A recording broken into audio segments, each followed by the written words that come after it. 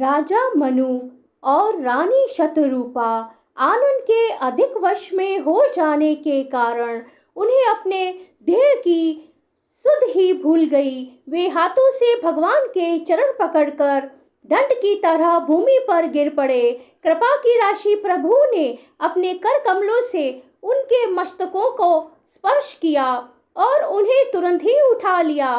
फिर कृपा निधान भगवान बोले, मुझे अत्यंत प्रसन्न जानकर और बड़ा भारी दानी मानकर जो मन को भाए वही वर मांग लो।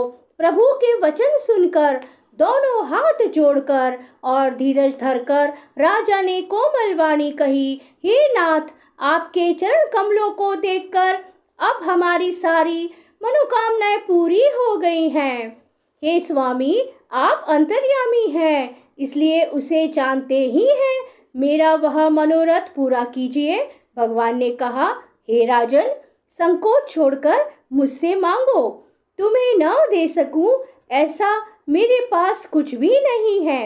राजा ने कहा, हे दानियों के शिरोमणि, हे कृपा निधान, हे नाथ, मैं अपने मन का सच्चा भाव कहता हूँ कि मैं आपके समान पुत्र चाहता हूँ। प्रभु से भला क्या छिपाना। राजा की प्रीति देखकर और उनके अमूल्य वचन सुनकर करुणा निधान भगवान बोले, ऐसा ही हो। हे राजन, मैं अपने समान दूसरा कहाँ जाकर खोजूं? अतः स्वयं ही आकर तुम्हारा पुत्र बनूंगा।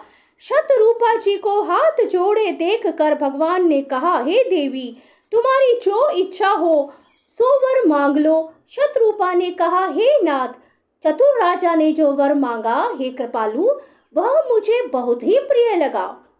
हे प्रभु, वही सुख, वही गति, वही भक्ति, वही अपने चरणों में प्रेम, वही ज्ञान और वही रहन सहन कृपा करके हमें दीजिए।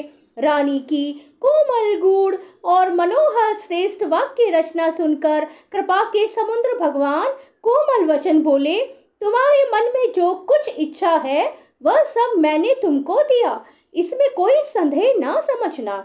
हे माता, मेरी कृपा से तुम्हारा अलौकिक ज्ञान कभी नष्ट न होगा।